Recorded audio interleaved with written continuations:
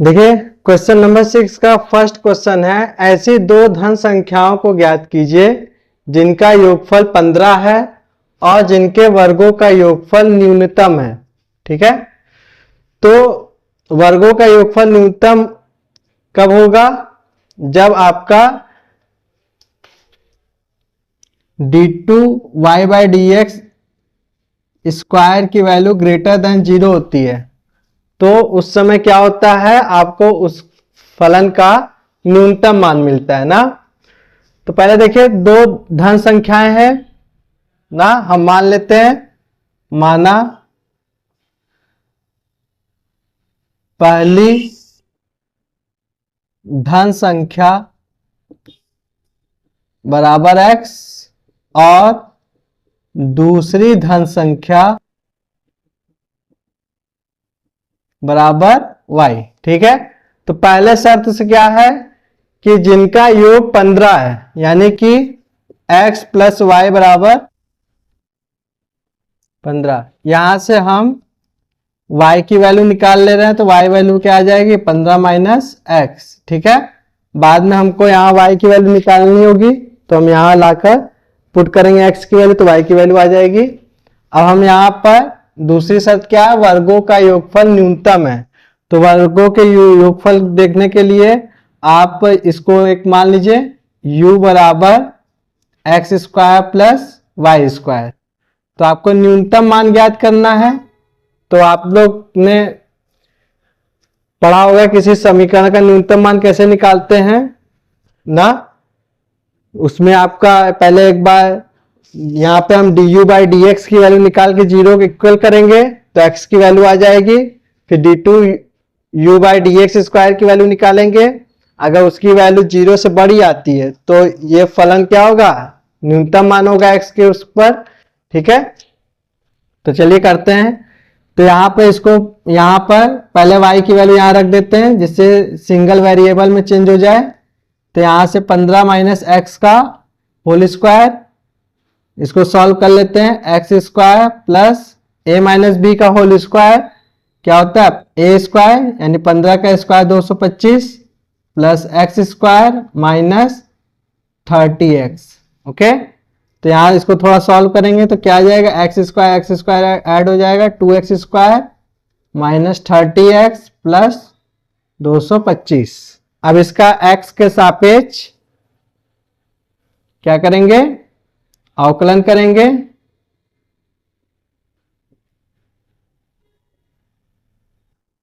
तो अवकलन करने पे क्या आएगा? du/dx। यहां पे आप लोग को पता होगा कैसे डिफरेंशिएशन होता है, ये पावर आगे आ जाएगा 4x माइनस 30, इसका तो 0 हो जाएगा। ठीक है, तो यहां पर देखिए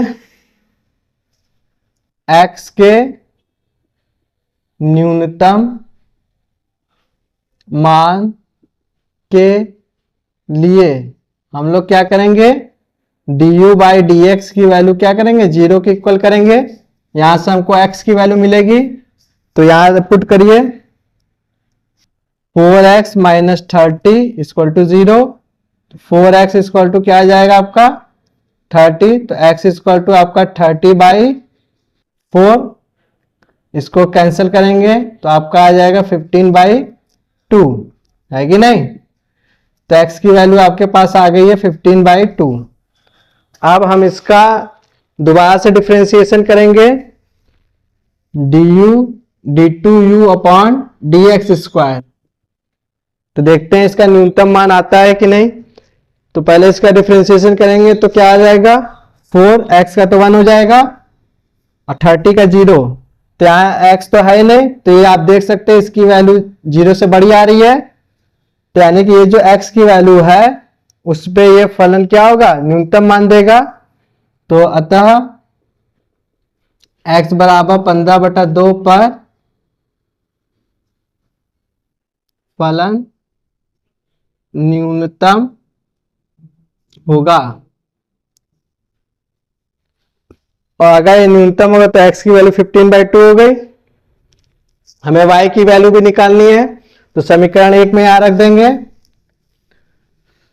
तो समीकरण 1 से y बराबर 15 माइनस 15/2 है कि नहीं, यहाँ पे पुट कर दे रहे हैं तो y की वैल्यू क्या आ जाएगी बेटा, y इक्वल टू 15 टू जा 30 माइनस 15/2 आपका क्या आ जाएगा 15/2। तो x की वैल्यू भी 15/2 है और y की वैल्यू भी आपकी क्या है 15/2 है। ओके, तो ये आपका न्यूनतम मान निकल कर आ गया। ठीक है, नेक्स्ट क्वेश्चन पे चलते हैं। देखिए नेक्स्ट क्वेश्चन है with x square plus Y square बराबर ए स्क्वायर का क्षेत्रफल ज्ञात कीजिए। ठीक है, और आपको वृत्त का क्षेत्रफल तो पता ही होगा, पाई आर स्क्वायर होता है। तो अगर हमको आर पता हो जाए इस समीकरण से तो हम इसका क्षेत्रफल निकाल सकते हैं।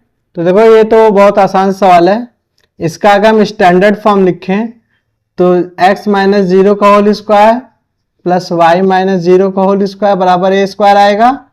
तो इसको हम यहां से इसके स्टैंडर्ड फॉर्म से तुलना कर लेंगे, x minus a plus y minus b whole square equal to r square से तुलना करने पर। ठीक है, तो इससे तुलना करेंगे तो इस तो 0 है, यहां पर क्या आ जाएगा r की वैल्यू आपकी आ जाएगी a। तो a की वैल्यू आपके पास आ गई है। तो वृत्त का क्षेत्रफल आप लोग r की वैल्यू आ गई है, वृत्त का क्षेत्रफल आप लोग जानते ही हैं, वृत्त का क्षेत्रफल बराबर होता है क्या पाई आर स्क्वायर। तो r की जगह पे आप क्या पुट कर देंगे a, तो a स्क्वायर। ओके, तो ये सिंपल सी सवाल थी। ठीक है, नेक्स्ट क्वेश्चन पे चलते हैं। देखिए 6 का नेक्स्ट क्वेश्चन है सदिशो ए वेक्टर बराबर 2i माइनस जे प्लस के और बी वेक्टर बराबर 3i प्लस 4j माइनस के पर लंब इकाई सदिश ज्ञात कीजिए तथा इनके बीच के कोण की ज्या मतलब साइन बताइए। ठीक है, तो देखिए दो वेक्टर के बीच का लंब इकाई सदिश निकालना है। क्या निकालना है, लंब इकाई सदिश। तो दो वेक्टरों का लंब इकाई सदिश का फॉर्मूला देखिए बहुत आसान सा आपने पढ़ा होगा, unit vector n equal to vector a cross vector b upon में mod of vector a cross vector b, यही होता है ना।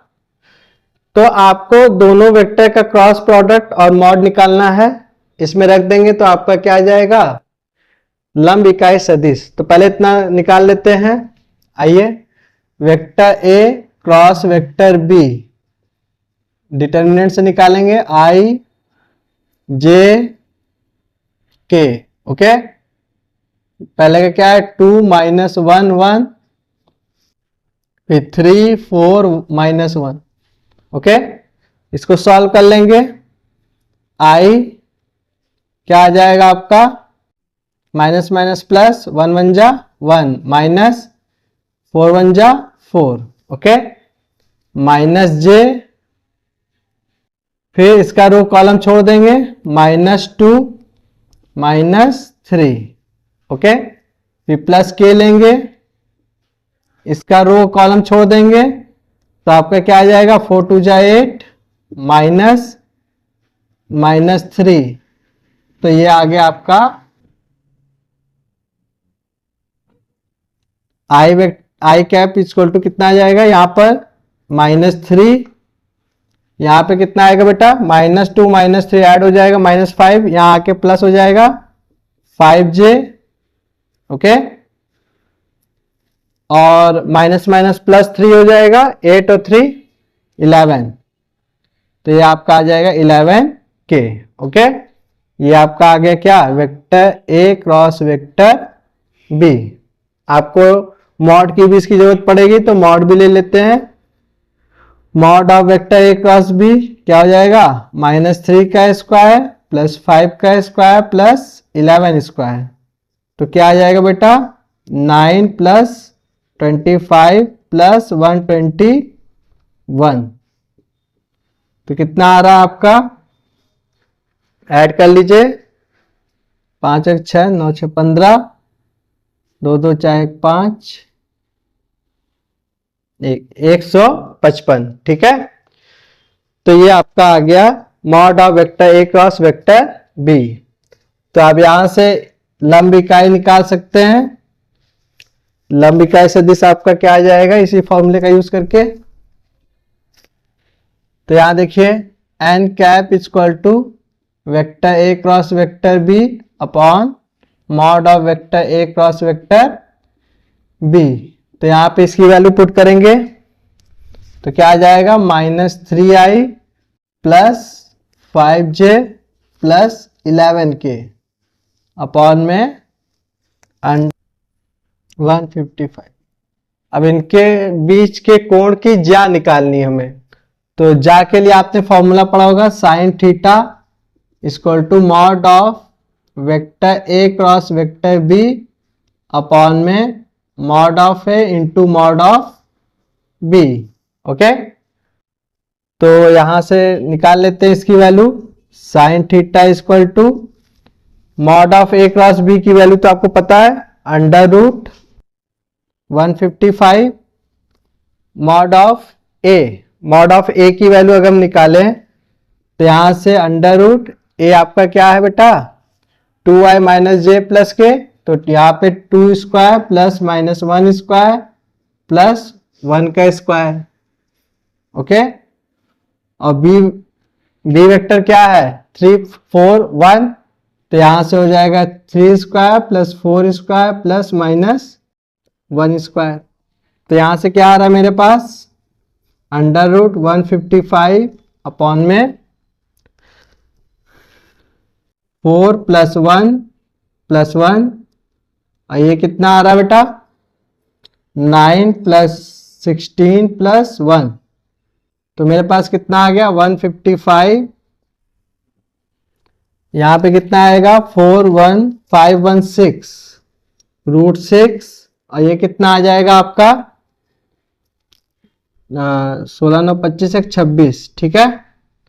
तो यहां से देखिए इसको थोड़ा सॉल्व करेंगे तो मेरे पास क्या आएगा अंडर रूट 155 अपॉन इसको हम लिख सकते हैं रूट 6 को रूट 2 इंटू रूट 3 और 26 को क्या लिख सकते हैं रूट 13 इंटू रूट 2, है कि नहीं।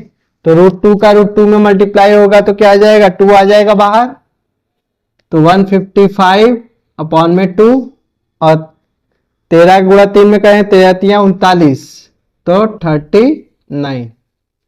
ओके, तो ये आपका फाइनल आंसर आ जाएगा।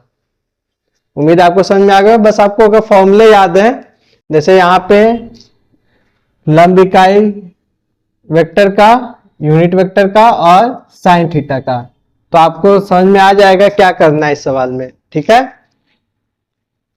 तो नेक्स्ट क्वेश्चन पे चलते हैं। नेक्स्ट क्वेश्चन है यदि a बराबर matrix cos theta sin theta minus sin theta cos theta तो सिद्ध कीजिए a to the power n sin n theta cos n theta sin n theta minus sin n theta cos n theta होता है, ठीक है। देखिए सिद्ध करने वाले सवालों को आप लोग बहुत अच्छे से तैयार करा करिए, ठीक है, क्योंकि सिद्ध करने वाले सवालों में आंसर आपके सामने होता है और आपको सिर्फ सोल्यूशन करके देना होता है और इस पे एग्जामिनर आपको पूरा मार्क्स देता है, ठीक है। तो सिद्ध करने वाले सवालों को कभी छोड़ेंगे नहीं और उसको बहुत अच्छे से तैयार किया करेंगे, ठीक है। तो आइए देखिए इसको कैसे सॉल्व करते हैं। हम यहाँ पर इस मैट्रिक्स का पहले 2 बार मल्टीप्लाई करेंगे फिर 3 बार ना a की पावर 3 निकालेंगे फिर a की पावर 4 देखेंगे। तो हम यहाँ पे देखेंगे कि जब a की पावर 2 करते हैं मतलब a का 2 बार मल्टीप्लाई करते हैं तो यहाँ पे cos 2 theta sin 2 theta minus sin 2 theta cos 2 theta आएगा, ठीक है। और जब a की पावर 3 निकालेंगे तो यहाँ पे फिर वही चेंज हो जाएगा cos 3 theta sin 3 theta minus sin 3 theta cos 3 theta, ठीक है। तो इसी पैटर्न पे अगर हम आगे करेंगे तो a की पावर n भी आपका ये निकल कर आएगा, ठीक है। तो आइए देखिए कैसे करेंगे सॉल्व। पहले हम यहाँ पे निकालेंगे a स्क्वायर का मतलब इस मैट्रिक्स का 2 बार मल्टीप्लाई करेंगे। तो करते हैं यहाँ पे आ जाएगा cos theta sin theta minus sin theta cos theta. ठीक, एक बार लिखेंगे cos theta sin theta minus sin theta cos theta. ठीक है, तो यहां से देखिए क्या आ जाएगा आपका, मल्टीप्लाई करना आप लोग जानते होंगे, पहले आव्यूह के पंक्ति का दूसरे आव्यूह के स्तंभों में बारी बारी गुणा करके लिखते हैं। तो देखिए इसका इसमें मल्टीप्लाई होगा तो कॉस थीटा में करेंगे कॉस स्क्वायर थीटा प्लस इसका यहां पे करेंगे तो minus sine square theta. Okay, फिर इसी पंक्ति का दूसरे स्तंभ में करेंगे तो क्या आ जाएगा कॉस थीटा साइन थीटा, और यहां इसमें करेंगे plus sine theta cos theta.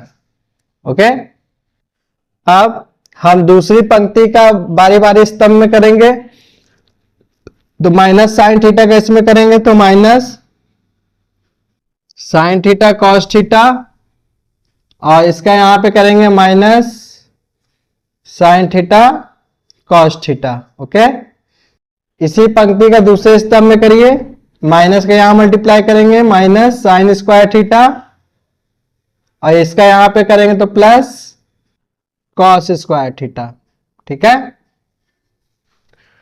तो यहां देखिए यहां पे आपके दो फॉर्मूले लगेंगे, कौन कौन से, एक फॉर्मूला है आपने पढ़ा होगा कॉस 2a का, कॉस 2a का फॉर्मूला क्या होता है कॉस स्क्वायर ए माइनस साइन स्क्वायर ए, पढ़ा है ना। इसका और भी होता है लेकिन यहां पे ये वाला लगेगा। ठीक है, और एक लगेगा साइन ए प्लस बी का, साइन ए प्लस बी का फॉर्मूला क्या होता है बेटा, sign A cos B plus cos A sine B. Okay, तो इन दोनों फॉर्मूले की हेल्प से देखिए यहां पर क्या ये दोनों सेम है, cos square theta plus minus minus sine square theta, तो cos square theta minus sine square theta, तो आपका क्या हो जाएगा कॉस 2 थीटा, क्योंकि ए की जगह पे क्या है आपका थीटा है, तो यहां से आपका आ जाएगा A square equal to cos 2 theta, और यहां पे देखिए sine theta cos theta plus sine theta cos theta, एक तरह से इसी तरह है sine A cos B cos A sine B ना, यहाँ ए और बी की दोनों की वैल्यू थीटा है, तो अगर दोनों की वैल्यू थीटा है तो इस फॉर्मूले से क्या आ जाएगा साइन ए प्लस बी की जगह पर साइन थीटा प्लस थीटा आ जाएगा, है कि नहीं। यही चीज यहां पे देखिए, अगर हम यहां माइनस कॉमन ले लें तो माइनस कॉमन लेने पे आपका क्या बचेगा sign theta cos theta plus sine theta cos theta, तो फिर से ए बन जाएगा, तो यहां पे माइनस कॉमन लेने के बाद बनेगा sine theta plus theta. Okay, और यहां पर देखिए यही फॉर्मूला बन रहा है cos square theta minus sine square theta, तो इसका क्या होता है कॉस 2 थीटा, तो एक तरह से आपका क्या आ गया cos 2 theta sin 2 theta minus sin 2 theta cos 2 theta. ठीक है, तो यहां से देखिए जब एक पर पावर 2 आया, मतलब हमने इसका 2 बार मल्टीप्लाई किया, तो आपका यहां पे सभी में एंगल क्या क्या आया है, एंगल में 2 2 आ गया है 2 थीटा ना। अब इसका एक बार और मल्टीप्लाई करते हैं, इसी के नीचे आप लोग कंटिन्यू करिएगा, हम यहां इरेज कर रहे हैं।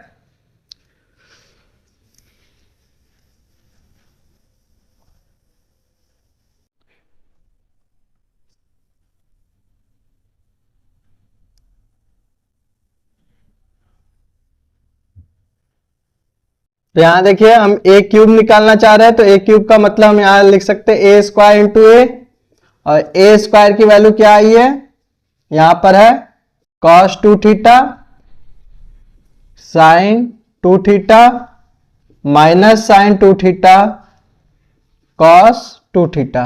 ओके, अब इसमें हम लोग ए से मल्टीप्लाई करेंगे, ए की वैल्यू आपकी ये रही cos theta sin theta minus sin theta cos theta.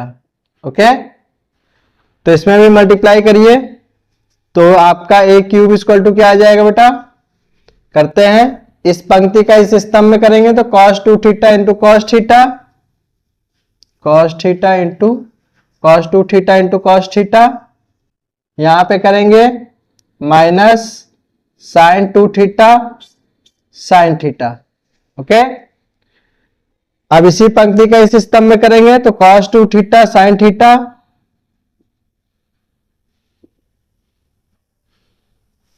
और इसका यहां पे करेंगे plus sin 2 theta cos theta. Okay, अब इस वाली पंक्ति का बारी बारी स्तंभ में करेंगे दूसरे अवयव के, तो यहां पे इसका करेंगे तो minus sin 2 theta cos theta, इसका यहां पे करेंगे minus cos 2 theta sin theta. Okay, इसी तरह इसका भी यहां पे हम करेंगे तो माइनस का करेंगे minus sin 2 theta sin theta, इसका यहां पे करेंगे plus cos 2 theta cos theta. ठीक है, तो यहां पे देखिए इसका आपने फॉर्मूला पढ़ा होगा, यहां एक और फॉर्मूला लग जाएगा cos a प्लस बी का। cos a प्लस बी का फॉर्मूला क्या होता है बेटा, cos a cos b minus sin a sin b, इसके आगे रहता है इंटू में, यहीं लिख देते हैं sin b। ओके, तो यहां देखिए cos a cos b यानी cos 2 थीटा cos थीटा हो गया, और sin a sin b sin 2 theta sin theta हो गया। ठीक है, तो इसके लिए हम फॉर्मूला जब लगाएंगे तो यहां से देखिए इसको हम इरेज कर रहे हैं,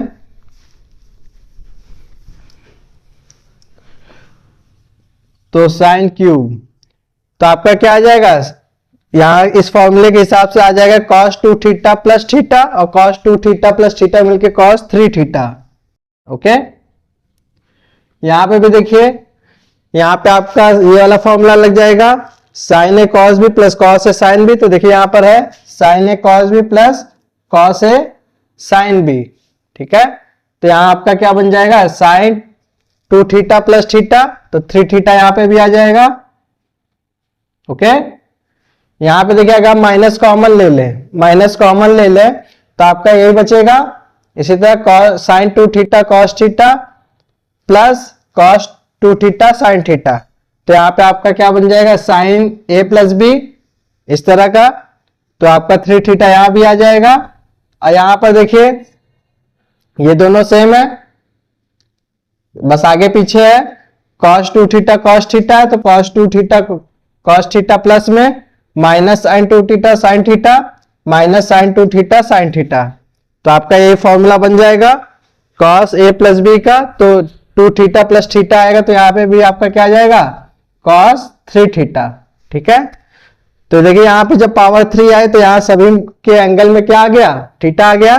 तो इसी तरह हम आगे भी लिख देंगे डैश डैश डैश, इसके नीचे लिखिएगा a की power n equal to cos n theta sin n theta minus sin n theta cos n theta. Okay, तो ये आपका फॉर्मूला मतलब सिद्ध हो गया। ठीक है, तो उम्मीद है आपको समझ में आ गया होगा। अब हम लोग नेक्स्ट क्वेश्चन पे चलते हैं। देखिए नेक्स्ट क्वेश्चन है, एक प्रश्न को ए तथा बी द्वारा स्वतंत्र रूप से हल करने की प्रायिकता क्रमशः 1/2 और 1/3 है। यदि दोनों स्वतंत्र रूप से प्रश्न हल करने का प्रयास करते हैं तो उनमें से कोई भी प्रश्न हल ना कर पाए, इसकी प्रायिकता निकालनी है, और दूसरा कम से कम एक उसे हल कर ले, इसकी भी प्रायिकता ज्ञात करनी है। ठीक है, तो यहां देखिए क्वेश्चन को अगर ध्यान से पढ़ें तो यहां पे हमको मिलता है यदि दोनों स्वतंत्र रूप से प्रश्न हल कर सके, तो अगर दोनों घटनाएं स्वतंत्र हैं तो आपने उसके लिए पढ़ा होगा P A intersection B equal to P A into P B होता है ना। तो यहां से ए की प्रायिकता कितनी है बेटा? ए की प्रायिकता 1/2 है, ठीक। और बी की प्रायिकता कितनी दी है? बी की प्रायिकता दी है 1/3। तो यहां इसको सॉल्व करेंगे तो क्या आ जाएगा? 1/6। ओके। अब हमसे यहां पे फर्स्ट क्या पूछ रहा है कि उनमें से कोई भी प्रश्न हल ना कर सके, कोई भी प्रश्न हल ना कर सके तो आपको, आपने प्रायिकता वाले चैप्टर में पढ़ा होगा कि अगर कोई घटना घटित होने की प्रायिकता Pe है तो घटना के ना घटित होने की प्रायिकता Pe बराबर होता है 1 - Pe। पढ़ा है ना? Pe आपका क्या होता है? घटना के घटित होने की प्रायिकता, और घटना के ना घटित होने की प्रायिकता Pe बार बराबर होता है 1 - Pe। ठीक है, तो आप इस सवाल को इसी फॉर्मूले के बेस पे लगाएंगे। पहले आप निकालेंगे उनमें से कोई भी प्रश्न हल कर सकने की प्रायिकता, तो उनमें से कोई भी प्रश्न हल करने की प्रायिकता, ठीक है, हल करने की प्रायिकता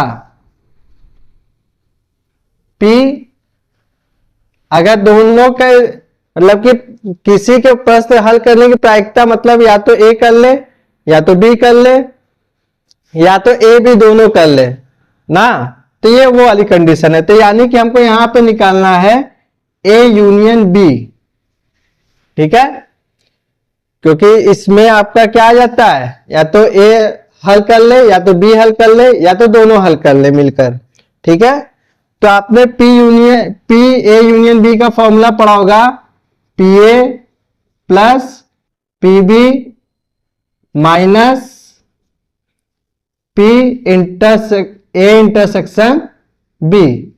ओके, ये फॉर्मूला आपने पढ़ा होगा। तो यहां पर देखिए हमको सारी वैल्यू पता है। PA की वैल्यू 1/2 है, PB की वैल्यू 1/3 है, और PA इंटरसेक्शन B की वैल्यू आपने ऊपर निकाली है तो 1/6, ठीक है। एलसीएम लेंगे 6 आएगा, यहां आपका क्या आ जाएगा 3 + 2 - 1, तो क्या आ जाएगा 3 2 5, 5 में से 1 जाएगा 4/6, तो आपका आ जाएगा 2/3, 2 से कट करेंगे, ठीक है। तो आपका अभी निकल क्या है, उनमें से कोई भी प्रश्न हल करने की प्रायिकता। आपको क्या निकालना था, कोई भी प्रश्न हल ना कर पाए इसकी प्रायिकता निकालिए। तो यहां देखिए किसी के भी प्रश्न हल ना करने की प्रायिकता, हल ना करने की प्रायिकता क्या होगा, हमने कहा था ना 1 - P A intersection A union B, ठीक है। इसको निकालिए, क्योंकि आपने यूनियन B किसी के द्वारा प्रश्न हल करने की प्रायिकता निकाल लिए हैं, तो नहीं के लिए आपको ये करना होगा। तो यहां से आपका क्या आ जाएगा 1 - P A यूनियन B की वैल्यू क्या है बेटा 2/3। तो यहां से इसका एलसीएम लेके सॉल्व करेंगे, 3 - 2/3 यानी कि 1/3 आ जाएगा, ठीक है। तो ये आपका फर्स्ट क्वेश्चन का आंसर हो जाएगा। इसका सेकंड क्वेश्चन क्या पूछ रहा है, कम से कम एक उसे हल कर ले। तो कम से कम एक उसे हल कर ले यानी कि या तो A कर ले या तो B कर ले, ठीक है। तो अगर ऐसा कंडीशन है कम से कम एक उसे हल करें,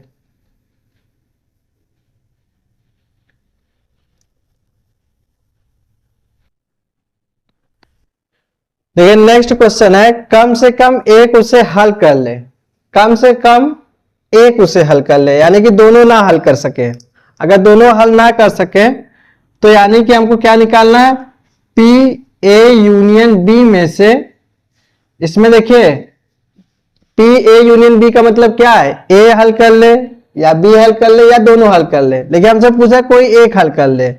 तो अगर कम से कम एक कोई हल करेगा तो जो दोनों वाली कंडीशन है यानी कि P A इंटरसेक्शन B वाली जो कंडीशन है दोनों के द्वारा हल करने की प्रायिकता, उसको इसमें से क्या कर देंगे, माइनस कर देंगे। तो आपको क्या मिल जाएगा, किसी एक के द्वारा प्रश्न हल करने की प्रायिकता। ठीक है, तो इसकी वैल्यू क्या आई थी बेटा, आप देख लीजिएगा 2/3 आई थी ना, माइनस इसकी वैल्यू क्या आई थी 1/6। ठीक है, एलसीएम लेंगे, सॉल्व करेंगे, 6 2 2 जा 4 -1 तो क्या आ जाएगा 3/6, इसको कट करेंगे तो आपका आ जाएगा 1/2। ओके, तो आपका ये आपका आंसर हो जाएगा। ठीक है, तो ये क्वेश्चन आप इस तरह से सॉल्व करेंगे।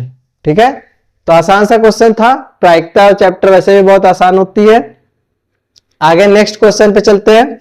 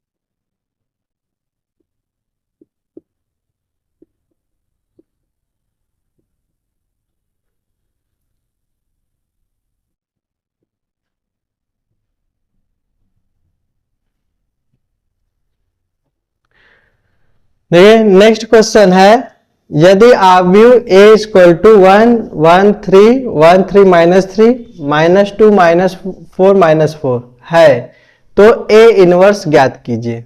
ठीक है, तो ये क्वेश्चन में देखिए बहुत आसान होता है। आपको अगर फॉर्मूला पता है, A इनवर्स बराबर क्या आता है, एडजॉइंट ऑफ A अपॉन में डिटर्मिनेंट ऑफ A। ठीक है, तो डिटर्मिनेंट ऑफ ए, तो यहां पहले हम इसको लगाने से पहले चेक करते हैं इस आव्यूह का डिटर्मिनेंट 0 तो नहीं आ रहा है, तो चेक करते हैं। डिटर्मिनेंट ऑफ ए निकालेंगे तो 1, इसका रो कॉलम छूट जाएगा तो इसका इधर मल्टीप्लाई, -4 3 जा 12, माइनस माइनस प्लस 12 और माइनस यहां पे आएगा 12। ठीक, फिर -1 लेंगे तो इसका रो कॉलम छूट जाएगा, ये इधर आएगा -4 माइनस माइनस माइनस प्लस हो जाएगा 3 2 जा 6। ओके, +3, इसका रो कॉलम छोड़ देंगे तो -4 आएगा, फिर माइनस यहाँ पे 3 2 जा 6 -6 आ रहा है तो यहाँ पे प्लस हो जाएगा। ठीक है, पूरा डिटेल में हम नहीं कर रहे, हम मान के चल रहे हैं आप लोग इसकी बेसिक नॉलेज आपको पता होगी। ठीक है, तो यहां से देखिए -12 -10 -24 हो जाएगा, यहां पे आपका -10 इसमें मल्टीप्लाई होगा तो +10 हो जाएगा, यहां पे आपका आएगा +2 का इसमें मल्टीप्लाई आएगा 2 3 जा 6। ओके, तो आपका डिटर्मिनेंट ऑफ ए कितना आ रहा है, तो 16, 24 में 16 जाएगा तो आपका आ जाएगा 8। ठीक है, -8। ठीक है, तो ये हो गया not is 8। Not equal to 0। ठीक है, तो यहां से क्या आ गया कि डिटर्मिनेंट ऑफ ए की वैल्यू 0 नहीं है। इसका मतलब हम इस आव्यूह का इनवर्स आव्यूह, व्युत्क्रम आव्यूह निकाल सकते हैं। ठीक है, तो व्युत्क्रम आव्यूह निकालने के लिए अब हम निकालेंगे पहले एडजॉइंट ऑफ ए। ठीक है, एडजॉइंट ऑफ ए कैसे निकालते हैं? इस आव्यूह के सभी अवयवों का सगुणनखंड निकालते हैं, यानी a11, a12, a13, a21, a22, a23, a31, a32, a33 ये निकालते हैं। और इसका हम लोग क्या करते हैं? परिवर्त करते हैं, मतलब ट्रांसपोज करते हैं ना। और आपको सखंडज आव्यूह निकालने का भी फॉर्मूला पता होगा। क्या होता है? A I J equal to -1 to power I plus जे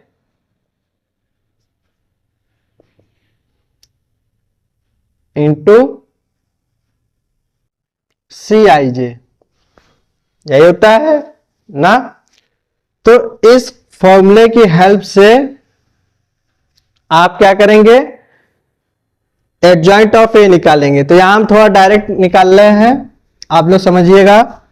देखिए, जब a11 निकालेंगे तो a11 यहां पॉजिटिव आएगा, क्योंकि यहां पे 1 + 1 क्या हो जाएगा आपका? 2 हो जाएगा, -1 की पावर 2। ठीक है, तो हम डायरेक्ट निकाल लें। उम्मीद है आप लोग को पता होगा कैसे साइन ली जाती है। अल्टरनेट प्लस माइनस आता है, जैसे ये प्लस में आएगा माइनस प्लस, फिर यहां पर माइनस प्लस माइनस, फिर प्लस माइनस प्लस। ओके, तो इसी तरह से ये आता है। तो हम डायरेक्ट यहां पे लिख रहे हैं पहले, बाद में हम उसका ट्रांसपोज कर लेंगे। ठीक है, तो यहां से देखिए, अगर हम पहला a11 निकालेंगे तो इसका ये रो कॉलम छूट जाएगा, तो -12 और -12। ठीक है, तो -24 आएगा। ठीक है, तो यहां पे -24। ओके, फिर a12 निकालेंगे। a12 के लिए ये रो कॉलम छूट जाएगा, तो आपका क्या आ जाएगा? -4 +6। ठीक है, तो -10 आ जाएगा यहां पर।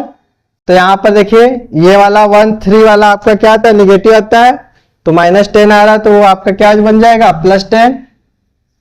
ओके, फिर यहां पर देखिए, नेक्स्ट वाला आपका क्या होता है?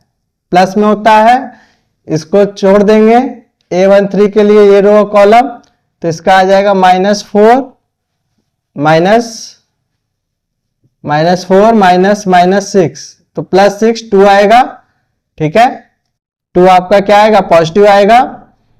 साइन का ध्यान जरूर रखेंगे, बाद में हम इसका ट्रांसपोज करेंगे, परिवर्त। तो यहां से अब हम लोग निकालेंगे a21। a21 क्या होगा? इस दूसरी पंक्ति के पहले स्तंभ और दूसरी पंक्ति को छोड़ देंगे, तो इसका यहां आएगा -4 -12। ओके, तो यहां से क्या आ जाएगा आपका? +12 में से 4 जाएगा, 8 आएगा। लेकिन ये वाला आपका क्या होता है? माइनस में होता है, तो -8 आएगा। ठीक है, क्योंकि यहां पे देखिए 2 और 1 ऐड करेंगे तो 3 आएगा, -1 की पावर 3 निगेटिव होती है। ठीक है, फिर 2 पॉजिटिव में आएगा। अब इसका रो कॉलम छोड़ देंगे, -4। ठीक, फिर -6।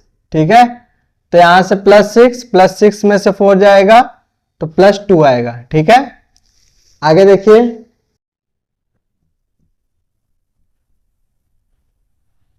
a23 लेंगे तो ये आपका निगेटिव आता है। ठीक है, अब इसका रो कॉलम छोड़ देंगे, तो यहां से क्या आ रहा है बेटा आपका? -4 -2। ठीक है, तो माइनस माइनस प्लस हो जाएगा, -2 आएगा। -2 यहां रखेंगे तो आपका क्या हो जाएगा? +2 आ जाएगा। ठीक है, अब ये आपका प्लस होता है, ये रो और कॉलम छोड़ेंगे, यहां आ जाएगा -3 -9, ठीक है। तो क्या आ जाएगा -12, ओके। फिर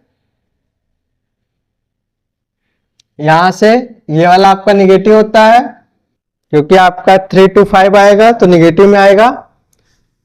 फिर ये रो और कॉलम छोड़ देंगे तो -3, ओके। तो आपका क्या आ जाएगा -6 यहां रखेंगे तो आपका क्या हो जाएगा +6 हो जाएगा। लास्ट है आपका 3, तो इसका रो और कॉलम छोड़ेंगे और ये वाला प्लस में ही होता है ना, तो यहां से 3 1 जा 3 -1, तो आपका क्या आ जाएगा 2। अब हम इसका क्या कर लेंगे बेटा, ट्रांसपोज कर लेंगे। ट्रांसपोज करेंगे तो पंक्ति को स्तंभ में बदल देते हैं, तो इस पंक्ति को स्तंभ में बनाएंगे -24 10 2, ओके। इसको पंक्ति को स्तंभ में बनाएंगे -8 2 2, इसको बनाएंगे -12 6 2, ठीक है। तो ये आपका आ गया एडजॉइंट ऑफ ए, ठीक है। अब इस फॉर्मूले की हेल्प से हम इसको पुट करेंगे, तो यहां से देखिए कहां गया, ठीक है। तो डिटर्मिनेंट ऑफ ए की वैल्यू आपकी कितनी आई थी -8, तो यहां पुट करेंगे। इसके बाद आप लिखिएगा, यहां पे जगह नहीं है तो यहां पे आप लिखेंगे since A inverse equal to adjoint of A upon determinant of A, यानी कि -1/8 मैट्रिक्स। इसकी वैल्यू क्या आई है, एडजॉइंट ऑफ ए की वैल्यू लिखिए -24 -8 -12 10 2 6 2 2 2, ओके। तो यहां से अंदर इसका मल्टीप्लाई करेंगे तो माइनस माइनस प्लस 8 त्रिक 24 हो जाएगा, 8 एकम 8 हो जाएगा। और यहां पे करेंगे तो 4 से कट जाएगा, 4 3 12 4 दूनी 8। यहां पे करेंगे -2 5 जा 10 2 4 जा 8 हो जाएगा। यहां पे करेंगे तो -1/4 आ जाएगा। यहां पे करेंगे तो -3/4 आ जाएगा। यहां पे करेंगे -1/4, यहां पे 1/8 का मल्टीप्लाई करेंगे -1/4 ये भी आएगा, -1/4 ये भी आएगा, ठीक है। तो ये आपका आंसर निकलकर आ जाएगा। उम्मीद है आपको समझ में आ गया होगा, ठीक है। देखिए नेक्स्ट क्वेश्चन है, निम्न समीकरणों के निकाय को आव्यूह विधि से हल कीजिए, ठीक है। तो इस क्वेश्चन को आप लोगों ने पढ़ा होगा कैसे सॉल्व करते हैं। चलिए यहां सॉल्व कर लेते हैं। पहले हम क्या करते हैं, यहां पर हम मैट्रिक्स बनाते हैं एक्स वाई जेड के गुणनखंडों की एक। तो यहां पे देखिए पहले समीकरण में एक्स वाई जेड के गुणनखंड क्या है 2 3 3। फिर नेक्स्ट वाले में क्या है 1 -2 1। थर्ड वाले में क्या है 3 -1 -2, ओके।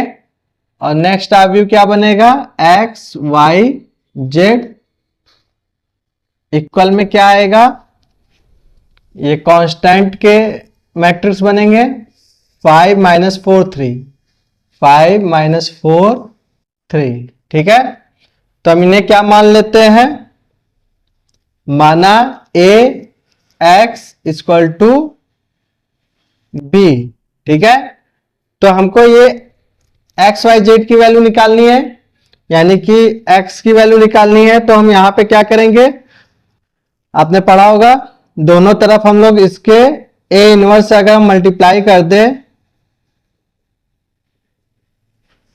तो यहां a इनवर्स इंटू a आई होता है और i की वैल्यू कितना आती है 1। तो यहां से आपका आ जाएगा x equal to a inverse into b, ठीक है। ये आपका इक्वेशन होता है, यानी कि आपको a इनवर्स निकालकर b में मल्टीप्लाई कर देंगे तो आपको एक मैट्रिक्स मिलेगी। इस मैट्रिक्स को इस x वाली मैट्रिक्स से इक्वल करके x y z की वैल्यू हम लोग कैलकुलेट कर लेते हैं, ठीक है। और a इनवर्स के लिए आपने फॉर्मूला पढ़ा होगा a inverse equal to adjoint of A upon में डिटर्मिनेंट ऑफ ए, है कि नहीं। और अभी हमने पीछे एक सवाल में आपको ए इनवर्स निकालना बताया भी है, ठीक है। तो चलिए यहां पे लगाते हैं। तो पहले हम निकालेंगे डिटर्मिनेंट ए।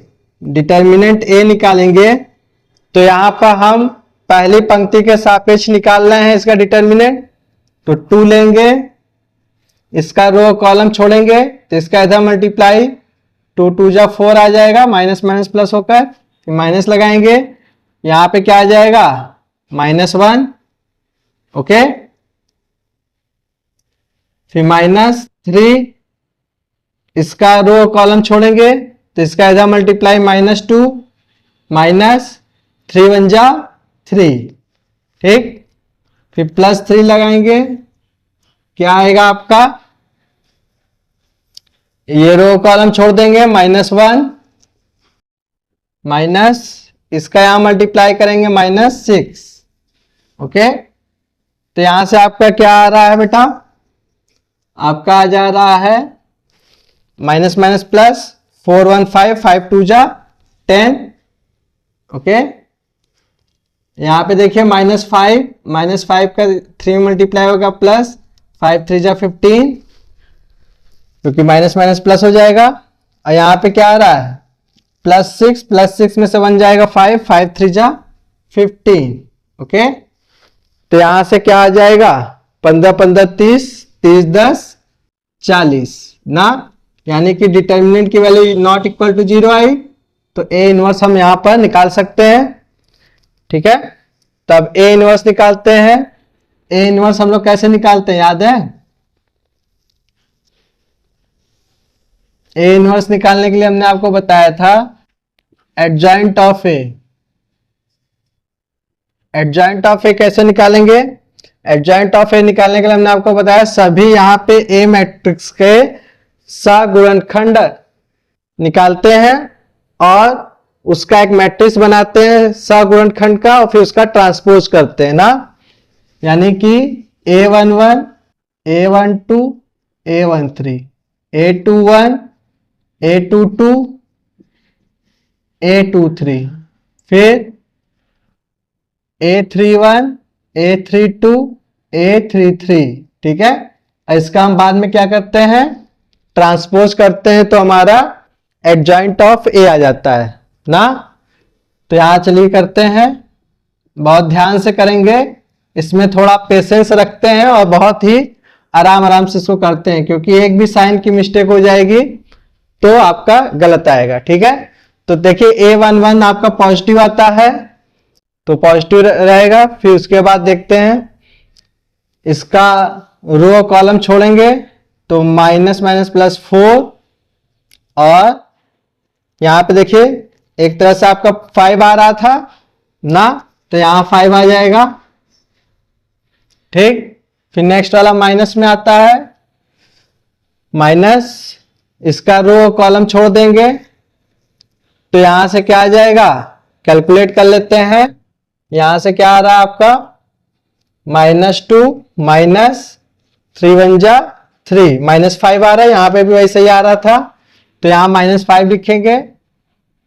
फिर अगला वाला प्लस में होता है A13 लेंगे तो इसका रो कॉलम छोड़ देंगे, इसका इधर मल्टीप्लाई -1, यहां पर -6,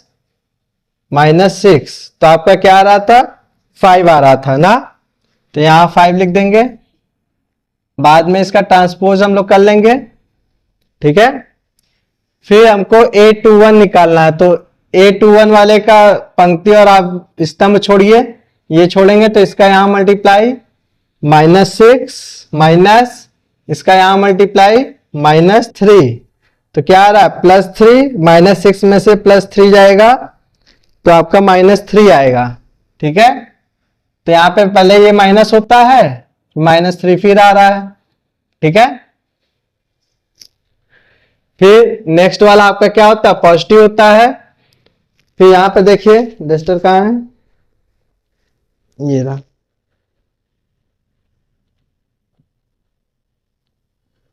तो A22 वाला निकालते हैं, इसका रो और कॉलम छोड़ देंगे तो -4, फिर -3 तो आपका क्या आ जाएगा, 9 4 13 -13।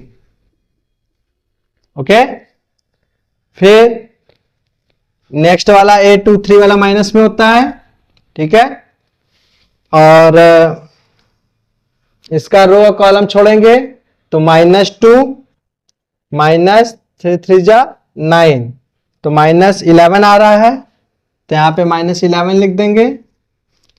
फिर प्लस माइनस प्लस, ये वाला प्लस में होता है, फिर इसका रो और कॉलम छोड़ देंगे, 3 -2 3 6। ओके, तो यहां पे आपका 9 आ रहा है, तो यहां 9 लिख देंगे। नेक्स्ट वाला प्लस है, यहां माइनस आएगा, ठीक है। कैलकुलेट करते हैं A32 की वैल्यू, A32 यानी तीसरी पंक्ति दूसरे स्तंभ को छोड़ देंगे, तो यहां से 2 1 जा 2 -3 1 जा 3, तो क्या आ रहा, -1 आ रहा है, यहां -1 लिख देंगे। ओके, फिर लास्ट वाला प्लस में होगा, तो तीसरी पंक्ति तीसरे स्तंभ को छोड़ेंगे तो -4 -3 1 जा 3, ठीक है। तो यहां पर आपका क्या आ रहा है, -7 आ रहा है, तो यहां -7 लिख देंगे, ठीक है। तो adjoint of A equal to क्या आ रहा है, 5 5 5। ओके, 3 -13 11 और 9 1 7। इसका क्या करेंगे, ट्रांसपोज करेंगे, तो ट्रांसपोज करेंगे तो क्या आ जाएगा आपका, पंक्ति को स्तंभ में बदल देंगे तो 5 5 5, इसको बदलेंगे 3 -13 11, इसको बदलेंगे 9 1 7। अच्छा, यहां पे देखिए -7 था, -7 लगा दीजिएगा। तो यहां से देखिए अब हम लोग A इनवर्स निकालेंगे। A इनवर्स क्या होता है, adjoint of A upon determinant of A। तो आपका डिटर्मिनेंट कितना आया था, 40। तो यहां पर देखिए, कहां लिखे हैं, यहां पर लिखते हैं, ठीक है।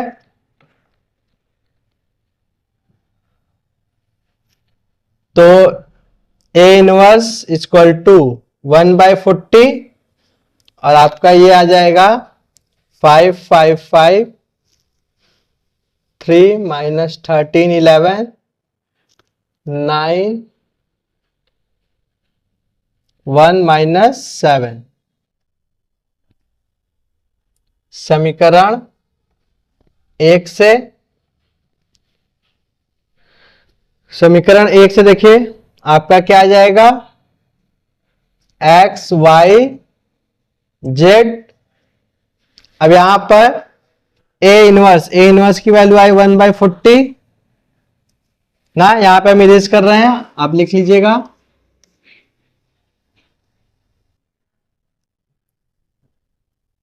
फाइव 5 5 3 -13 11 9 1 -7।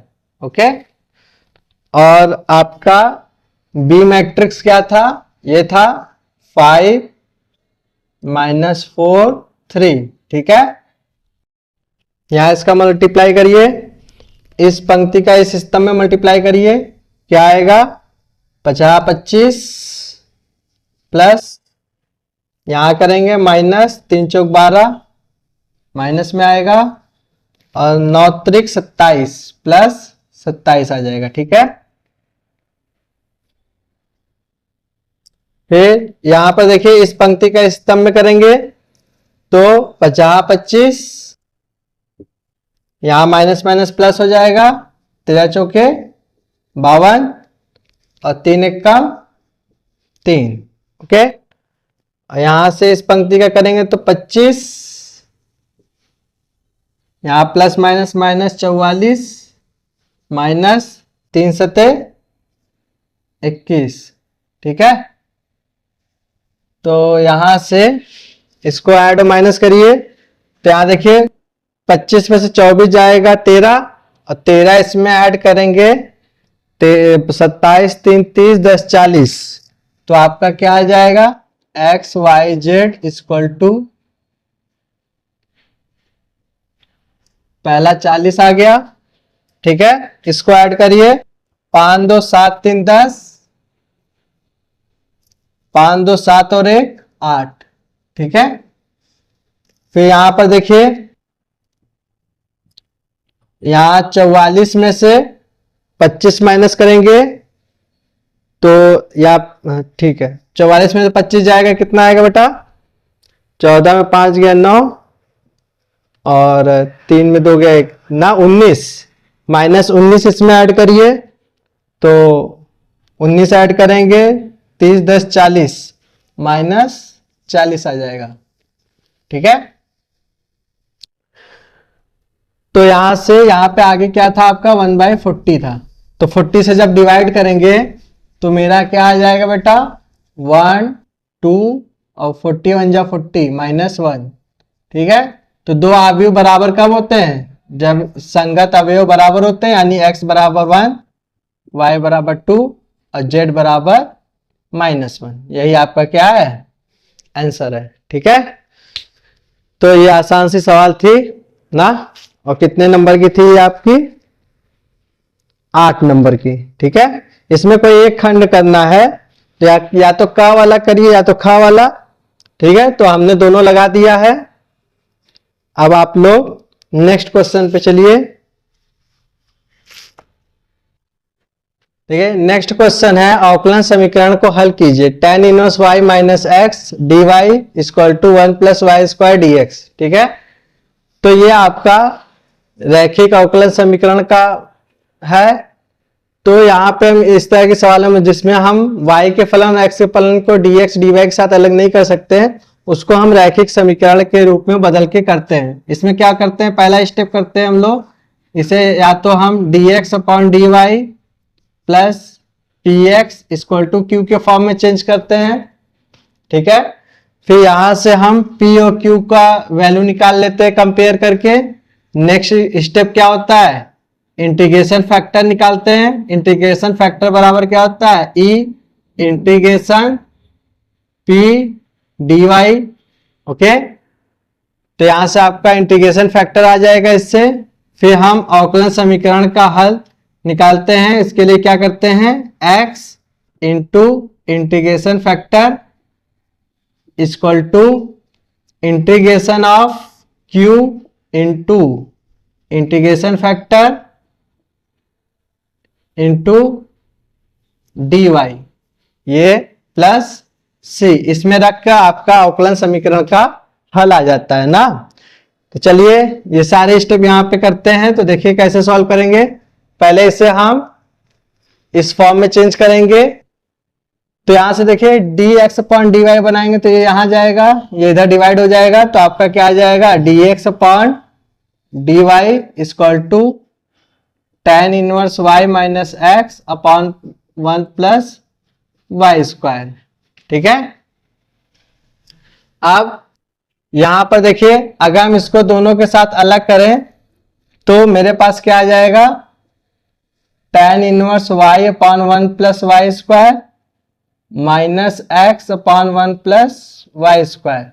तो देखिए यहां x का टर्म कौन सा ये वाला है, ये माइनस में इधर आके क्या हो जाएगा प्लस, तो dx अपॉन dy ये इधर आएगा प्लस हो जाएगा इक्वल के इधर। अब देखिए इसको हम क्या लिख सकते हैं 1 upon 1 plus Y square x, okay, equal to क्या बचा इधर tan inverse y upon 1 plus Y square, okay. तो यहां देखिए पहले वाले इस रैखिक अवकलन समीकरण से तुलना करेंगे। रैखिक अवकलन समीकरण dx अपॉन में dy plus px equal to q से तुलना करने पर तुलना करेंगे। तो यहां पर देखिए हमने कहा p और q की वैल्यू निकालेंगे। तो x के साथ में क्या है, मल्टीप्लाई में 1/1 प्लस वाई स्क्वायर, तो ये आपका क्या बन जाएगा p, और q की वैल्यू क्या आएगी बेटा, जो इक्वल के इधर है पूरा tan inverse y/1 plus Y square. Okay, तो आपकी p और q की वैल्यू आ गई। अब हम लोग क्या करेंगे, इंटीग्रेशन फैक्टर निकालेंगे। इंटीग्रेशन फैक्टर के लिए हमने क्या बताया फॉर्मूला, e की power integration p d y. तो p की वैल्यू आपकी है 1/1 plus Y square D y, और आप इसका इंटीग्रेशन जानते होंगे, e की पावर tan इनवर्स y आएगा यहाँ पर ना, tan इनवर्स y। ठीक, तो आपका क्या आ गया, इंटीग्रेशन फैक्टर आ गया। अब आप इस अवकलन समीकरण के हल वाले इक्वेशन में रख देंगे, तो यहां से आपका क्या आ जाएगा,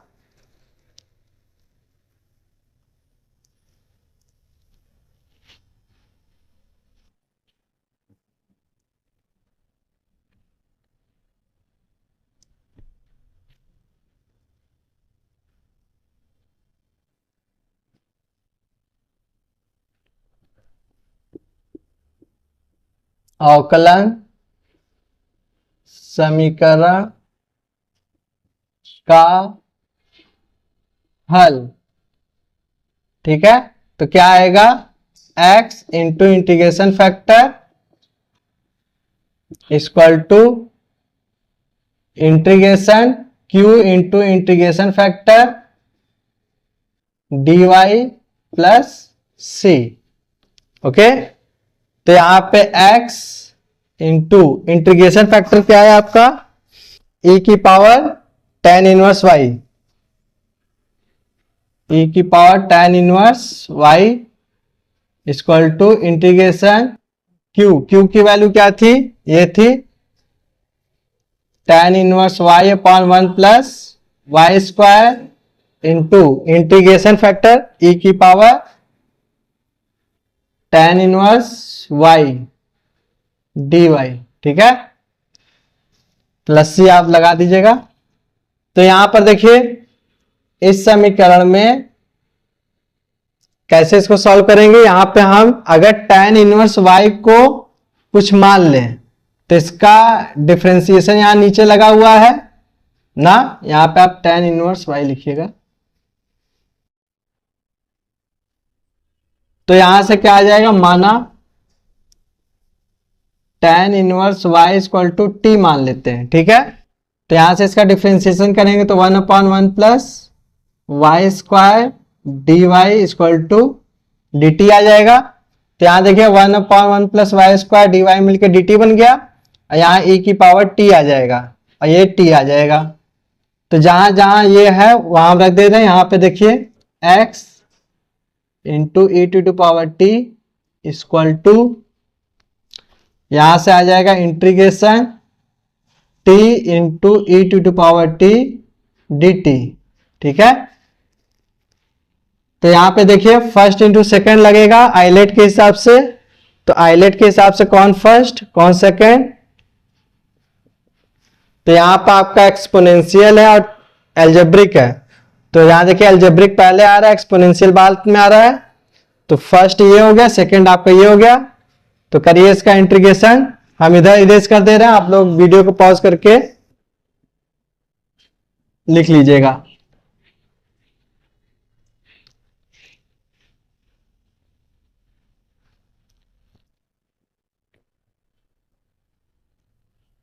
तो x e to power t equal to क्या आ जाएगा, first function integration of second minus integration bracket में differentiation of first integration of second dt और बाहर भी dt। ओके, तो यहां से क्या आ जाएगा, t e की पावर t का इंटीग्रेशन e की पावर t होगा ना, और माइनस इंटीग्रेशन t का t के रिस्पेक्ट में करेंगे यहां पर ना, तो 1 हो जाएगा into e to power t dt। ठीक, प्लस सी यहां पे था, तो यहां से क्या आ जाएगा, एक बार इसका इंटीग्रेशन और होगा तो e की पावर t का इंटीग्रेशन तो e की पावर t ही होता है, तो क्या आ जाएगा x इंटू ई की power t equal to t e की power t minus e to power t plus c। Okay, तो यहां पे t की वापस से वैल्यू रख दीजिए। t की वैल्यू क्या माने थे बेटा, tan इनवर्स y, तो यहां पे आ जाएगा x into e tan inverse y equal to, यहां पे e की पावर t कॉमन हो जाएगा और t की वैल्यू भी रख दे रहे हैं, तो आपका आ गया t minus 1 plus c। t की वैल्यू क्या थी आपकी, tan इनवर्स y थी। ठीक है, तो ये आपका आंसर हो गया। ठीक है, उम्मीद है आपको क्वेश्चन समझ में आ गया होगा। नेक्स्ट क्वेश्चन पे चलते हैं। देखिए नेक्स्ट क्वेश्चन है, अवकलन समीकरण को हल कीजिए dy by d x plus y by x equal to x square यदि y बराबर 1 जबकि x बराबर 1 पर इसकी वैल्यू निकालेंगे। ठीक है, तो यहां पर भी देखिए जैसे 8वें की का वाली सवाल थी वैसे ही खा वाली भी है, तो यहां पे भी देखिए वैसे ही स्टेप लगेंगे। वहां पे आपका बस dx अपॉन dy था, यहाँ पे dy अपॉन dx है plus y into p equal to q. ठीक है, इस तरह का रैखिक समीकरण बन रहा है। तो यहां पर हम p की वैल्यू इक्वेट कर लेंगे और q की भी वैल्यू इक्वेट कर लेंगे और दोनों की p और q की वैल्यू आ जाएगी। फिर इंटीग्रेशन फैक्टर निकालेंगे। इंटीग्रेशन फैक्टर में क्या हो जाएगा, इंटीग्रेशन ऑफ p, यहां पे आपका आ जाएगा dx, वहां पे यहाँ पे dy था ना, यहाँ पे जो p की वैल्यू आएगी वो x का फलन होगा, इसलिए यहाँ पे dx आएगा। ठीक है, फिर समीकरण का हल क्या होता है, यहाँ पे y वाला है तो यहाँ पे y into integration factor equal to integration q into integration factor into यहां पे आपका क्या आ जाएगा dx। ओके, तो इसी को सॉल्व कर लेंगे, आपका आंसर आ जाएगा। ठीक है, तो चलिए करते हैं। पहले यहां पे देखिए अगर हम कंपेयर करें dy by d x plus p y equal to q से तुलना करने पर ना, तो यहां पे आपके देखिए y छोड़ दीजिए, क्या बचा 1 बाई एक्स बचा, तो आपका p क्या है 1 बाई एक्स है, q क्या आएगा बेटा एक्स स्क्वायर। ओके, तो पहला स्टेप हो गया। सेकेंड स्टेप में क्या करेंगे, इंटीग्रेशन फैक्टर निकालेंगे। इंटीग्रेशन फैक्टर e की पावर इंटीग्रेशन p dx, अब p की वैल्यू कितना है बेटा 1 बाई एक्स dx, तो क्या आ जाएगा e की power log x, exponential power log आती है तो हट जाता है, क्या आ जाएगा आपका x। ओके, तो इंटीग्रेशन फैक्टर आपका क्या आ गया x आ गया। अब अवकलन समीकरण का हल निकालते हैं। अवकलन समीकरण का हल, तो क्या होगा y इंटू इंटीग्रेशन फैक्टर या एक बार लिख लीजिए, integration factor equal to integration of q integration factor dx plus c। Okay, यहां प्लस c लिख लीजिएगा, तो यहां से क्या आ जाएगा y into integration factor x आया है इक्वल टू इंटीग्रेशन q की वैल्यू क्या है आपका X square into X plus सी। ओके, तो यहां से ये बहुत आसान सा इंटीग्रेशन आ गया। एक्स स्क्वायर में एक्स का मल्टीप्लाई करेंगे एक्स क्यूब आ जाएगा, तो यहां से आ गया Y equal to X sorry Y into x equal to integration X cube plus C. ठीक है, यहाँ पे dx लगा दीजिएगा। एक्स क्यूब का इंटीग्रेशन क्या आ जाएगा x to the power 4 upon 4 plus C. Okay, तो ये आपका हल आ गया। अब यहां पर देखिए कंडीशन दिया था जब y की वैल्यू 1 तो x की वैल्यू क्या होगा 1 होगा। तो यहां पे रख देंगे y बराबर 1 और x बराबर 1 पर। तो यहाँ पे 1 इंटू 1 आएगा इक्वल टू 1/4 प्लस c। ये इधर आएगा माइनस, तो 1 माइनस 1/4 इक्वल टू c। तो इसका एलसीएम लेके सॉल्व करेंगे तो क्या आ जाएगा 3/4 इक्वल टू c, यानी c की वैल्यू कितना आ गई 3/4। 3/4 को यहाँ रखेंगे तो यहां से क्या आ जाएगा y into x equal to x to the power 4/4 plus 3/4। Okay, यही आपका आंसर है। यहां से 4 को इधर कर लीजिए, 4xy equal to x to the power 4 plus 3। तो ये उधर जाएगा x to the power 4 minus 4xy plus 3 equal to 0। This is your answer. Okay, तो ये सवाल भी क्वेश्चन इसके फर्स्ट वाले की तरह ही थी, बस वहां पे x अपॉन dy आया था तो उसके हिसाब से हमने सॉल्व किया था। यहाँ पे dy अपॉन dx आया तो हमने इसी तरह से सॉल्व कर दिया। ठीक है, तो नेक्स्ट और लास्ट क्वेश्चन पे चलते हैं, क्वेश्चन नंबर 9 पर। आइए देखिए, नेक्स्ट क्वेश्चन है मान ज्ञात कीजिए integration 0 to pi x dx upon a square cos square x plus b square sin square x. इसका मान ज्ञात करना है ना। तो यहां पर देखिए पहला हम इसको i मानेंगे, i equal to 0 to pi x dx upon में a square cos square x plus b square sin square x. ठीक, अब यहां पे देखिए हम ऊपर x को अगर हटाना चाहें तो हम निश्चित समाकलन के एक गुण को यूज कर सकते हैं। एक गुण होता है, इसकी प्रॉपर्टी होती है integration 0 to a fx dx। अगर लिमिट 0 टू a लगी है तो यहां पे आप क्या लगा सकते हैं integration 0 to a f a minus x dx।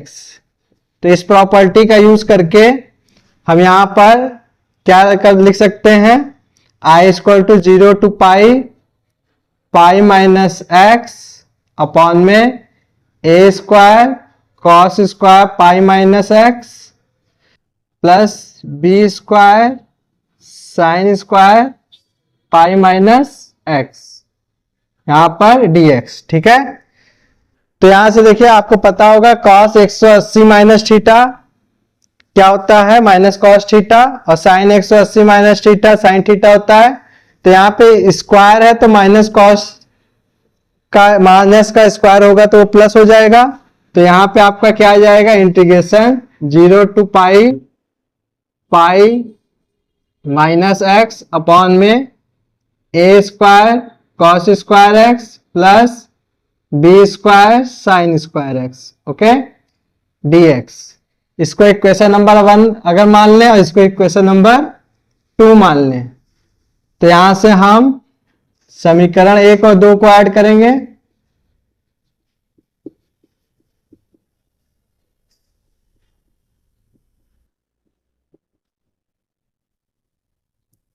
तो यहां से इसको ऐड करेंगे तो क्या आ जाएगा, देखिए लेफ्ट हैंड साइड ऐड होगा तो i और i मिलके 2i हो जाएगा। और यहां पर देखिए दोनों का डिनोमिनेटर सेम है तो ऊपर सीधे सीधे ऐड होगा 0 to pi x plus pi minus x upon में a square cos square x plus b square sin square x dx। तो यहां से देखिए x से x क्या हो जाएगा कैंसिल हो जाएगा। तो यहां से आपका क्या आ जाएगा i इक्वल टू 1/2 0 टू, यहां देखिए पाई बचा है, इस पाई को हम आगे लिख दे रहे हैं तो यहां लिख दे रहे हैं पाई 1 upon a square cos square x plus b square sin square x dx। ठीक है, फिर यहां से देखिए एक प्रॉपर्टी और हम यहां यूज करेंगे integration 0 to 2 pi fx dx हो तो आप यहां पे क्या कर सकते हैं इसका आता है इंटीग्रेशन 0 to 2a हो तो f x d x equal to होता है 2 0 to a f x d x ना। ये कब होता है? जब F of 2a minus x रखने पर आपका एफ एक्स के इक्वल आता हो ना। तो आप इस प्रॉपर्टी का यूज कर सकते हैं, मतलब अपर लिमिट का हाफ यहां पर आएगा और इसका ये जो 2 टाइम्स है वो आगे आ जाएगा। ठीक है, तो यहां से हम इस प्रॉपर्टी का अगर यूज करें तो यहां पर क्या आ जाएगा बेटा? π/2 है, देखिए आगे 2 आएगा इंटू 2 इंटीग्रेशन। देखिए अगर यहाँ पे 2 पाई होता तो यहाँ पाई आ जाता, लेकिन सिर्फ पाई है तो इसका हाफ करेंगे तो π/2 आ जाएगा 0। और यहां पर 1/a² cos square x plus b² sin square x dx। ठीक है, तो यहां से देखिए 2 से 2 कैंसिल हो जाएगा। अब हम यहां पर क्या कर रहे हैं? cos स्क्वायर एक्स से अंश और हर में भाग दे रहे हैं। ठीक है, तो भाग देंगे, डिवाइड करेंगे तो क्या आएगा?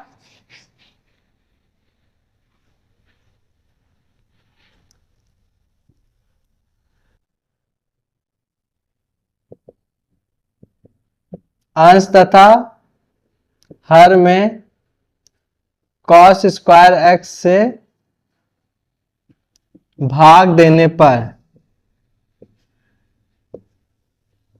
Dividing numerator and denominator by cos square x. ठीक है, तो यहां से क्या आ जाएगा? पाई इंटीग्रेशन 0 to π/2। यहां पे देखिए 1 में अगर cos स्क्वायर एक्स से डिवाइड करेंगे तो वो sec स्क्वायर एक्स हो जाएगा, और नीचे यहां पे डिवाइड करेंगे तो cos स्क्वायर से cos स्क्वायर कैंसिल हो जाएगा, a² plus b² sin square x upon cos square x क्या होता है? tan square x. Okay, dx आ जाएगा यहां पर। यहां से देखिए b tan x को हम मान लेंगे t, माना b tan x बराबर t। तो यहां से क्या आ जाएगा? sec square x dx equal to 1/b dt। और यहां से हम लिमिट भी चेंज कर ले रहे हैं। यदि x बराबर 0 तो x बराबर 0 रखेंगे तो tan 0 की वैल्यू क्या होती है? 0 होती है, तो यहां पे 0 हो जाएगा, तो t बराबर क्या आ रहा है? 0। और यदि x बराबर π/2 और tan 90 की वैल्यू क्या होती है बेटा? इनफाइनाइट होती है, तो इनफाइनाइट होती है तो यहां पे आपका t की वैल्यू क्या आ जाएगी? इनफाइनाइट। तो लिमिट चेंज हो जाएगी 0 to इनफाइनाइट। तो यहां से क्या आ जाएगा? i equal to pi integration 0 to infinite, इतने का मिलके क्या बन गया? 1/b dt। तो यहां b आगे लिख दे रहे हैं, dt यहां पर 1 अपॉन, यहां से देखिए क्या आ जाएगा? a² plus b tan x को क्या माने? t, तो यहां t² आ जाएगा। इसका इंटीग्रेशन करेंगे तो π/b, अब आपको पता होगा 1/a² प्लस x², इसका इंटीग्रेशन क्या होता है? 1/a tan inverse x/a। तो यहां से हो जाएगा 1/a tan इनवर्स t/a हो जाएगा। ओके, और लिमिट आपकी क्या लग जाएगी? 0 to इनफाइनाइट। ओके, तो यहां से आंसर क्या आ जाएगा? π/ab tan inverse infinite minus tan inverse 0। ठीक है, तो यहां से देखिए क्या आ रहा है मेरा?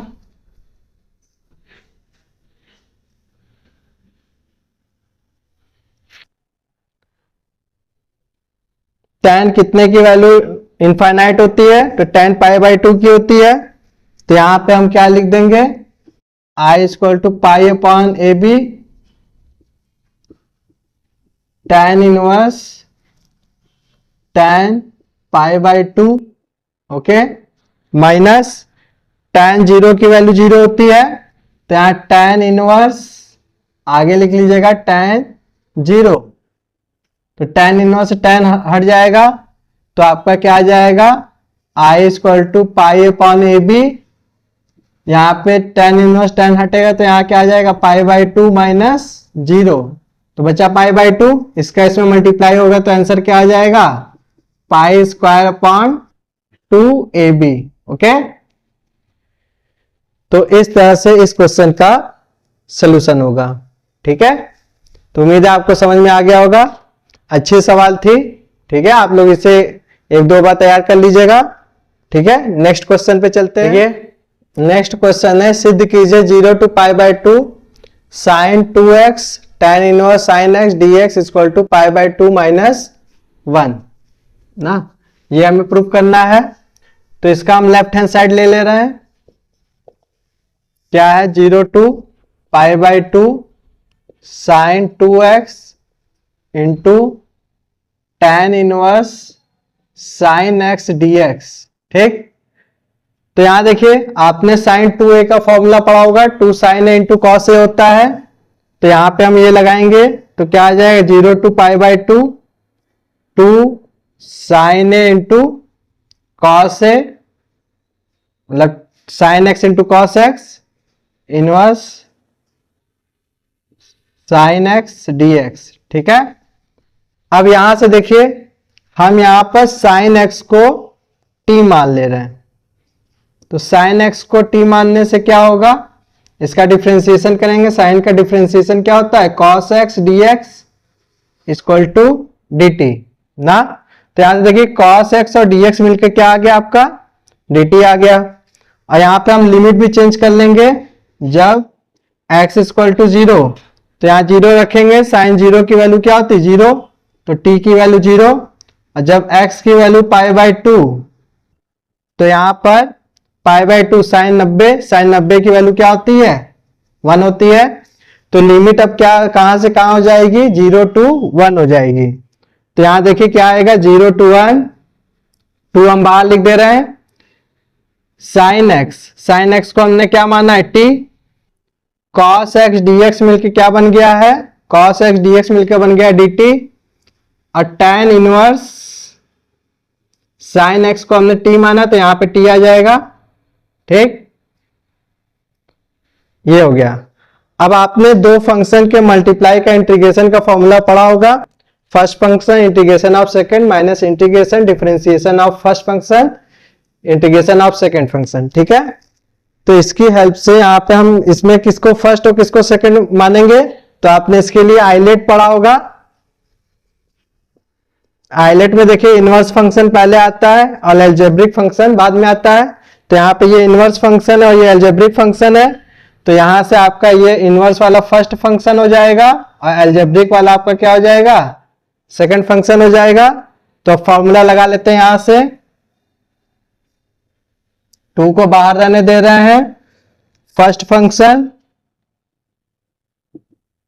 Integration of second dt minus integration bracket में डिफरेंशिएशन ऑफ फर्स्ट फंक्शन, यहां t का वेरिएबल है तो t के रिस्पेक्ट में करेंगे, इंटीग्रेशन ऑफ सेकेंड, ओके, बाहर dt, ठीक है। तो ये आप कर्ली ब्रैकेट लगा दीजिए।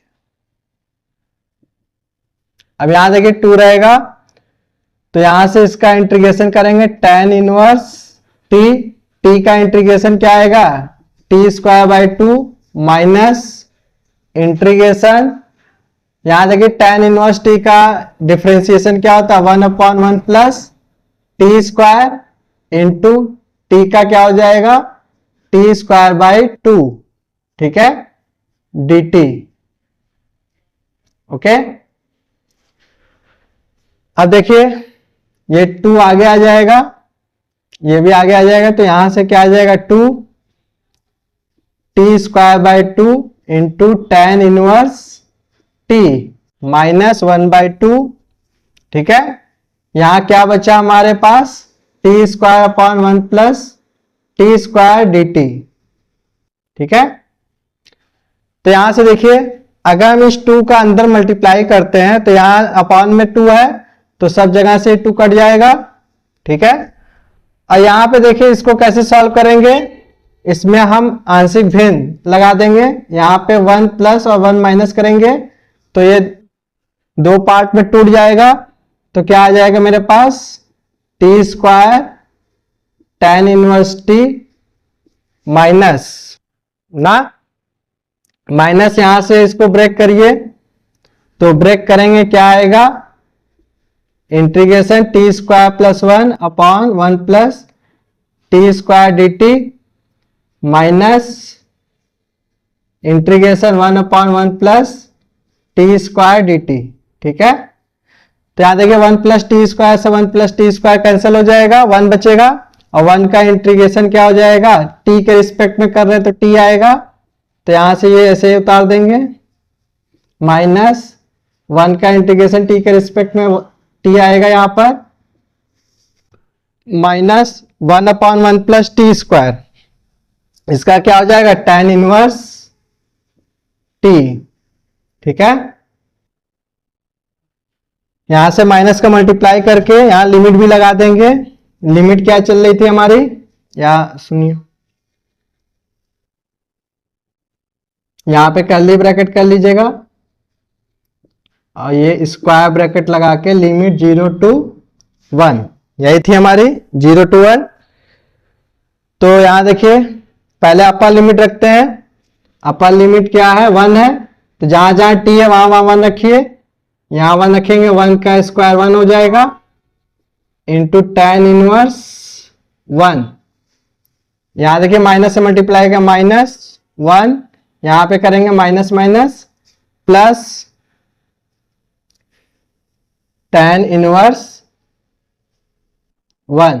ठीक है, माइनस लगा के लोअर लिमिट रखते हैं तो माइनस लगाएंगे, यहां पे लोअर लिमिट रखेंगे तो 0, इससे यहां रखेंगे तो 0 से मल्टीप्लाई होकर सब 0 हो जाएगा, यहां पे भी देखिए माइनस करेंगे तो ये माइनस माइनस प्लस हो जाएगा और ब्रैकेट में क्या आ जाएगा 0, और यहां पे भी रखेंगे 0, tan 0 की वैल्यू 0 ही होती है तो आगे की सारी वैल्यू क्या हो जाएगी 0 हो जाएगी। ठीक है, तो यहां से मेरे पास क्या आ रहा है,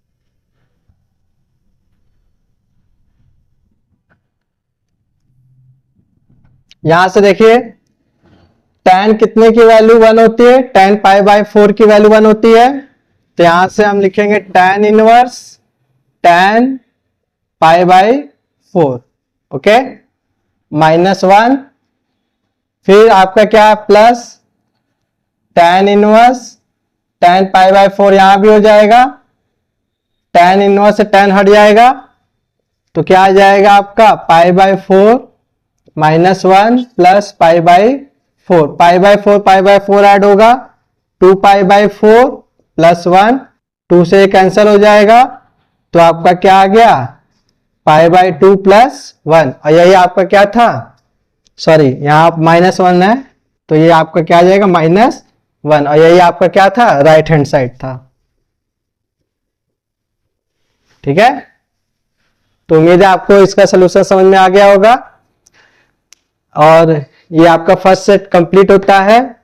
अब इसके नेक्स्ट सेट नेक्स्ट वीडियो में रहेगा, तब तक के लिए इतना ही, दैट्स ऑल, थैंक यू।